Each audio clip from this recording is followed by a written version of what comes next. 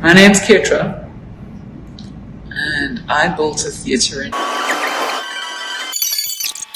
My brother lost his daughter, and after years of killing myself working, I nearly had a heart attack. And I realized that I would kill myself or I would die. Magical event. Да мне столько свободы, что я калибрую стрелки часам. The sad part of the story is, not too long after that, my partnership came apart and I was in the studio alone, and I decided I was going to make the best of it and keep working with my music and the artists that were going to be in Kiev.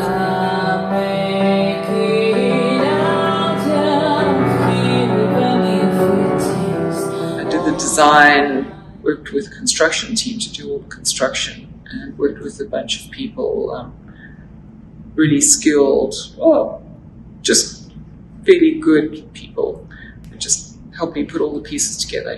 We built custom furniture, made custom cushions, and we did it without spending a huge amount of money. We try to make it as cost effective as possible. I just, at the time, didn't know if it was going to be a long-time home or short-term home or what the situation was.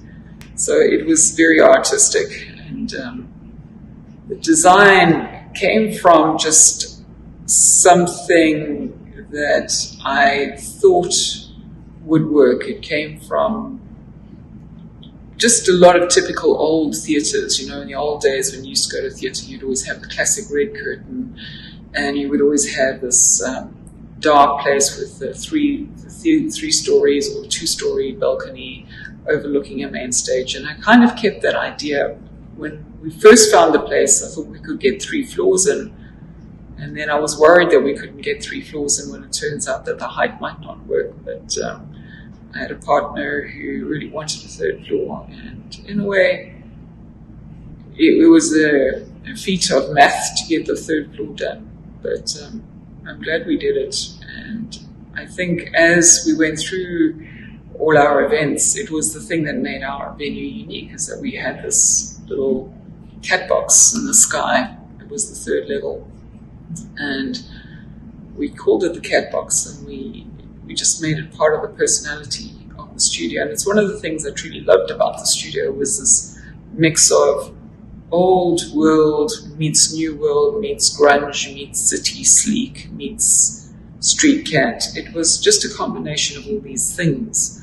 And it was because it was just, it was supposed to be a home as much as it was a studio. It wasn't really all that professionally fitted out. It would have, if we had managed to keep it over time, it might have got there. But, it was, for what it was a humble studio, but it was my home, and that place was magical to me.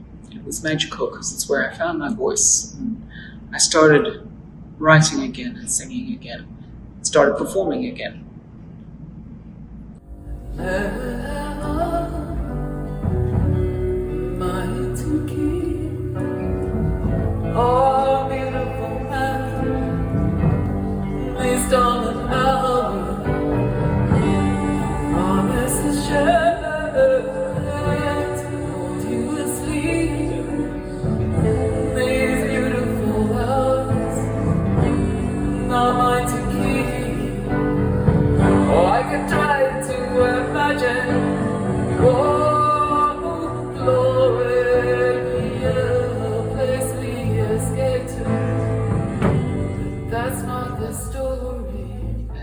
So I took the night off on the night of the opening night because it had been exhausting. I didn't even think we would make it to the end of the construction. With it, hours before that opening evening, we were still doing things and finishing up things. It was just crazy chaos, and we all got very sick, actually. But it was also a magical evening. We had an incredible response. I think we had over 200 people.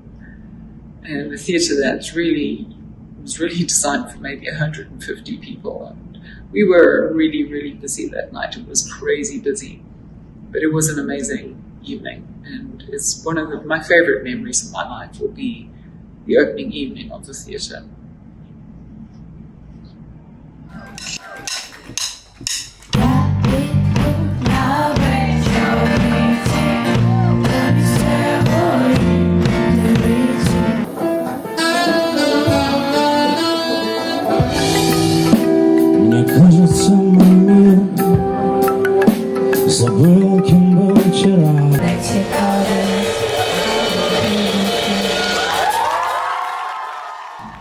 Why GreyCat? Why a GreyCat?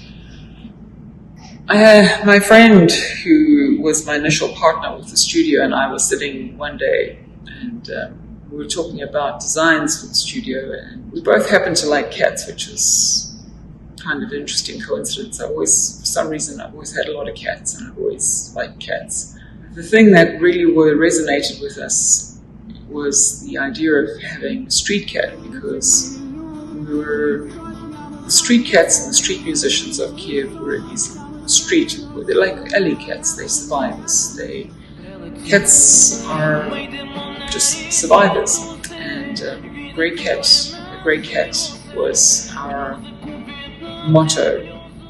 And so we decided to go and get a GreyCat for GreyCat Studio, and we went to the shelter, which was heartbreaking. It was heartbreaking. There were over 500 cats at the shelter, and some of these cats were neglected, abused, and shell-shocked from whatever had happened to them. And I found this tiny little grey kitten. She was tiny. Well, I didn't know she was a she at the time. I thought it was he. We thought it was a he, and turns out he was a she. And but we called her Freddie, and Freddie had been the GreyCat Studio mascot. Now, Freddie eventually was joined by another street cat that I picked up straight outside the door of the studio called Sideshow. I didn't actually choose the musicians. The musicians that performed were the ones I had heard of or I had seen perform. But it was really actually Fedia Harlati, who he had been building this group called Kvartnik, and he'd done an amazing job. He'd been running these over and over, and he had this relationship with these musicians for these events. And he really just used the venue. It was really his Kvartnik, but our opening evening and his event. So choosing the musicians was a combination of him, the musicians that were willing to perform that night at a new venue, and obviously some of my input. There were some musicians, Alona being one of them, who I had heard sing, and I loved her voice, and she was one of them. Bogdan Mucha. First time I ever heard him sing, I thought, wow, this guy's got an amazing voice.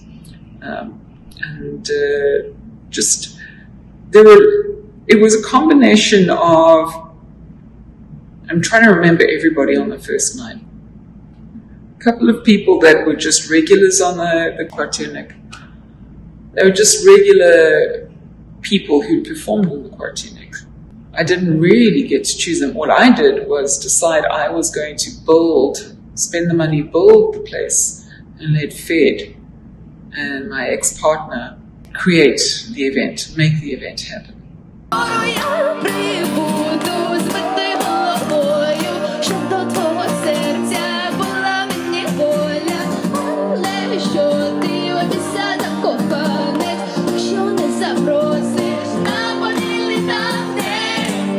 So that's very interesting, what kind of music is popular in Ukraine. So my opinion is only my opinion, but it was just from my observations that people spend a lot of time singing covers in Ukraine, which I found very interesting. They spent a lot of time singing covers, where in North America, people spend less time singing other people's art. They try and rather write their own songs. And so the culture is different. And I think that it comes down to, in Kiev, people don't easily support original artists as easily as they do in North America. When I was in Kiev, I was trying to encourage people to stop singing covers and sing their original art, their own songs. And they would always say that nobody pays us to listen to our songs. They pay us to listen to covers of songs they already know. And I always found that very hard to listen to. Although it's true, it was really hard because it meant that people don't support your individuality. They don't see you, your individuality, your uniqueness. They just see you as a thing that's got to produce something that somebody else already did.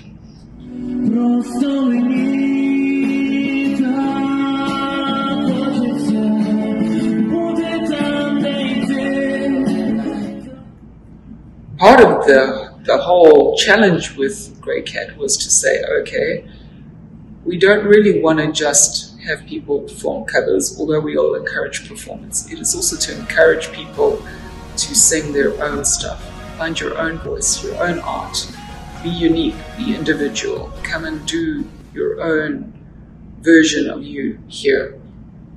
And that was also part of the ethos of GreyCat, and actually is the ethos of GreyCat, is to find that unique voice, that uniqueness that everybody has. That's the message.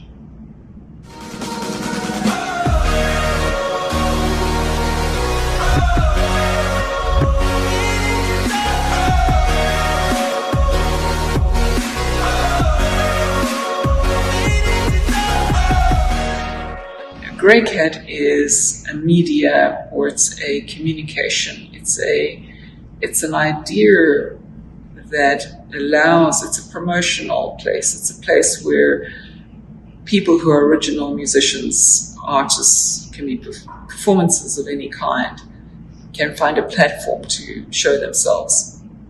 The idea is that I'm going to spearhead it with myself, Ketra, and my performances, but slowly over time, if we get enough traction, use all of that traction to grow a base and build a production company that can help create more musicians. I have no illusion that that's going to be a long process. Everything is a long process. My first business was a hard, long process. Nothing happens overnight. But I also think that having an end goal that's really big and very ambitious gives you something to shoot for, even though you're still having to pull out the puzzle pieces while you're doing it. And sometimes you don't always know exactly how you're going to do it. You just know that you start with an idea and you start finding a way towards it. And with GreyCat, that's the idea. GreyCat is a vision of finding my voice, finding a platform for other people's voices, and bringing that to fruition. And at some point in the future, telling the stories, because the stories of a musician is not just their art. What forms a musician, or what creates a musician, is all the things that happened in their lives that made them what they are. You don't just become a performer because one day you thought it was a good idea. It's in your soul from the time you're a child. It's there. The best performers, it's something they've always been. So it's not just about one musician, it's about helping other musicians also find their voice. It's convenient to just start with finding my voice first and see if I can prove the point, prove the principle, and work from there. But if I can't get GreyCat Studio back in Kiev, I will rebuild the whole studio. Just need a little time. Teresa, Yeah. big boss. Yeah. Yeah. Yeah. Oh, work hard. Oh my God, I always work too much.